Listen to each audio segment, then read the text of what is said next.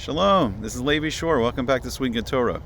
We're going to look at an amazing concept today, that the Torah is written of black fire on white fire. It's a very complicated subject. We're just going to kind of skim the surface today, and we're going to look at it through the lens of the Sod level of the Torah, the secret, mystical, hidden level of the Torah, the Kabbalah, and we're going to look at it through the lens of physics, and we're going to see the higher spiritual science and the lower physical science, and I think you'll find it very interesting. So the first place we're going to start on this journey is we're going to see a quote from the Talmud Yerushalmi, the Jerusalem Talmud. It's in Masechta Shekalim, Tractate Shekalim. It's in the 6th parak, the 6th chapter. I believe it's the first Mishnah. It's on 25b. And we see a quote in the name of Rebbe Pinchas, and he says in the name of Rebbe Shimon ben Lakish. He said the Torah that HaKadosh Baruch Hu, the Holy One, blessed be He, gave to Moshe Rabbeinu, gave to Moses, was given to him, is Nasana Lo. It was given to him from white fire, inscribed by black fire. It was fire mixed with fire, and it was hewn out, it was carved out from fire, and it was given by fire. And it's written, so if you want to look this up, it's in Sefer Devarim, Lamed Gimel Beis, so it's in Deuteronomy 33rd chapter. It's the 2nd verse, and there's a pasuk at the end of the pasuk. It says Mi Yamino Eish Das Lamo. Now the word Eish Das, which is the fiery law, that's actually written together in the Torah. It's written as Aleph Shin Dalet Tav all together. We have a tradition from our Metzora to separate into two words that mean the law of fire. So it means from his right hand, from Hashem's right hand. He gave the fiery law to his people. And what does that mean exactly? We'll take a look at Rashi here, and we'll see the more mystical meaning of what this says. So Rashi says on Eish Das, on fiery law, he says, Shachaisa kesuva me'az lefanav, for it was written before him of old. What does that mean? We learned in the Gemara that the Torah was actually created, written by Hashem. I believe it was, let's see if I can do the math. It's 274 generations before the creation of the world, before the Maisa Bereshis. So then it should, if you add another 26 generations to that, it will come out as an even number, if I did the math correctly. And 274 plus the 26. And so the Gemara tells you that the Torah was written 2,000 years before Hashem speaks Bereshis Bar Elokim, before the whole universe, everything's created. And the Torah is the blueprint for all creation. So be'esh shechora al gabe esh levana. So it's in black fire on white fire. So nasan lehem beluchos, and he gave it to them on the sapphire tablets, the luchos. And we learned during Parsha Yisro that when the people saw the kolos, they actually saw the sound waves from Hashem's voice, these fiery sound waves, and they actually saw them carving out the letters on the luchos. And it says, Kasav Yad Yamino, the writing of his right hand. So what does this mean, Hashem's right hand? Hashem's an infinite being. He doesn't have a right hand. It refers to the right side of the 10 Sephiros. It's the line or the column of chesed, of kindness. And it means the Torah is being given through the aspect of the Sephira of chesed, of kindness. And the Torah, it says, it begins with kindness, it begins with chesed, and it ends with chesed. And so is this something good? It's something kind that Hashem's giving to all creation, and just the act of creation itself is the ultimate act of giving of chesed. So the Alshich, he says in his Sefer Torahs Moshe, and he says something very interesting. He says that there's 4 yesodos of Gashmias, there's 4 elementals of physical matter, and this is going to compare to what science calls the 4 states of matter. So physical, everything physical, the atomic structure is going to be in these 4 different states: a solid state, liquid state, a gas state, and energy state. And then there's actually 4 yesodos of ruchnias. So there's 4 spiritual elementals in the higher worlds, which is very fascinating. So if we look at our sun, in our solar system, the sun is white fire. And it's in the world of Yetzirah, the world of formation. So here on the earth, we're in the physical world. We're in the lower world of Asiya, the world of making. And there we're going to experience the 4 yesodos in a physical state. So the atomic structures of all the elements in their 4 phases of matter, and we'll talk about it a little later. And then above the world of Yetzirah, above the world where the sun and the moon and the planets are in the stars, there's a higher world of Bria. It's the world of creation, and that's where Hashem's Kisei Kavod is. That's where his throne of glory is. And the Al-Sheikh explaining that in that world now there's the 4 Yesodos of Ruchnius. There's 4 spiritual states of matter, maybe like spiritual matter. So then, what's the sun actually doing? So the sun, in a sense, is radiating white light. And in the lens of science, white light is made of all the different frequencies in the color spectrum, the famous Roy G. Biv, right? Red, orange, yellow, green, blue, indigo, violet. And then all those frequencies are emitted or radiated together, and that forms white light. So the full color spectrum forms white light. And then the sun's also radiating other electromagnetic waves. For instance, like it's radiating infrared rays, in that frequency of the electromagnetic spectrum, and that's what we're calling heat. Like when we receive the heat from the sun on Earth, that's the infrared rate waves. And then also higher above the visual spectrum of light, there's the ultraviolet rays, and that's the UV rays we hear so much about. So most of those are filtered out by the ozone in the atmosphere. But that's also what gives us our nice tan. Too much gives us our sunburn.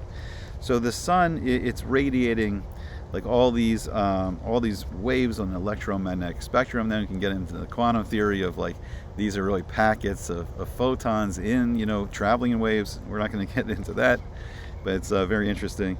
So now in the language of the Torah, how we would see this in Kabbalah is that the sun's nesina. It's giving. It's in a state of giving. What science would call radiation, this is nesina. This is giving. So when the Torah speaks of the Shefa, the emanation, the spiritual emanation of Hashem, that Shefa of Hashem's coming through the Mazalos, is coming through the 12 constellations of the zodiac. What does it mean? So what it's talking there is, it's talking in a sense of a spiritual radiation.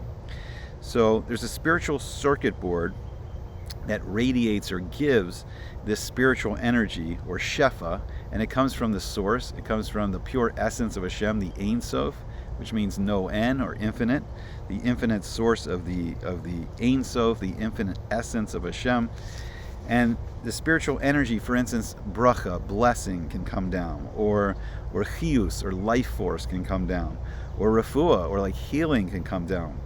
And this radiates, or it flows through the spiritual circuit board. So what's this spiritual circuit board made up of?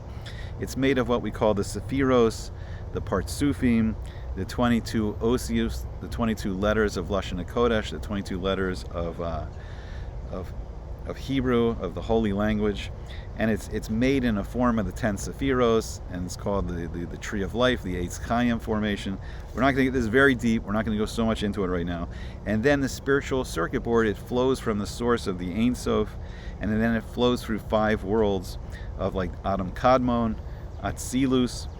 So Adam Kadmon is like the spiritual construct of Adam, the spiritual construct of a man, like goes throughout the whole universe.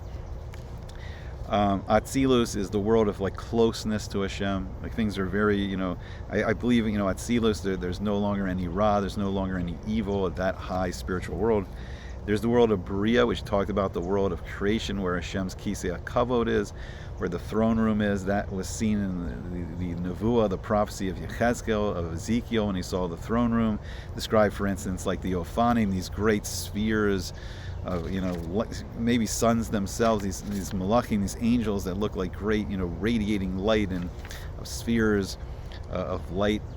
And these were like the wheels of the Merkava of his throne, and then the seraphim, the fiery angels giving off their spiritual plasma of fire, and all the chayos, all the rest of the kinds of malachim. And then below that is the world of Yetzirah, the world of formation. The Al-Shi calls this the Olam Galgalim, the world of the spheres, the planets, the stars, and then the heavenly spheres, the Galgalim that the Rambam describes in his Yesod Torah, in the Yad Chazaka, in his Mishnah Torah. There's these heavenly spheres, and the planets and the stars and the Mazalos, they all orbit around in these heavenly spheres. The spheres move, some from east to west, some from west to east. Once again, I'm sorry, this is extremely complicated, but we're just going to skim it today. Now, our atomic structures, and then finally our world, the earth, is the world of Asiya, the world of making, and the low physical world. It's the lowest of all the worlds. Okay, so when we see atomic structures through an electron microscope, we don't actually see them. Most of the electron paths are theoretical in quantum physics. But the atomic structures in the physical world, they can be found in these 4 yesodos, these elementals, or 4 states of matter, as science would call it. So they could be in a solid state. The atomic structure could be bound very close together in a solid state. They can be in a liquid state. They can be in a gaseous state where they're starting to spread out. And then, as Einstein discovered, and he taught in his special theory of relativity, through his famous formula of E equals mc squared, now the atomic structure of mass can be converted into energy, and they can be in an energy state, a plasma state, like it's in the sun. So you can have fission and fusion reactions. And this is corresponding to what the Al-Sheikh was talking about. There's actually 4 yesodas, there's 4 states of matter and energy in the higher spiritual worlds. So what's the black fire? So the black fire, so when we write a Sefer Torah, we're going to take the black ink, the dayo, we're going to write the osios, we're going to write the letters, we're going to write the tagim, the crowns. We don't write the nekudos, we don't write the vowels actually in the Sefer Torah, but we have a masorah of what they are, and we can write down in a chumash, so we can study it there, and then of course the trope, the tamim, the song, the notes, the musical notes of the whole Torah. So what it's saying in Devarim, in Deuteronomy, is that Hashem wrote this somewhere in the heavenly world, in the highest heavenly worlds. I'm not sure exactly. It may be in the world of Bria. I have to, once again, this is very complicated. I have to look up a lot more to understand this clearer. But black fire is probably what the physicists are calling dark energy. So, for instance, a star that would now absorb all frequencies of visible light, this is what the physicists are going to call a black hole. So this is now an absorber. So a dark star also absorbs all the other frequencies of the electromagnetic spectrum, all the electromagnetic waves, right? Nothing can escape from the gravity well of the black hole. So this is how some physicists are describing it. And this absorption is basically what the Torah calls Kabbalah, or receiving. So there's giving, there's Nesina, there's giving, there's Kabbalah, there's receiving. So the spiritual energy is given and it's received, and or we call it radiated or absorbed. And this goes throughout the whole spiritual circuit board. So just to wrap it up, to make this very complicated subject, just to end with one final thing. So when we learn Torah, when we learn, we actually study these osios and the pasukim, when we're studying the Torah, learning how to do the mitzvos, and we're doing the mitzvos, and we're doing gemilas chasadim, we're doing acts of kindness.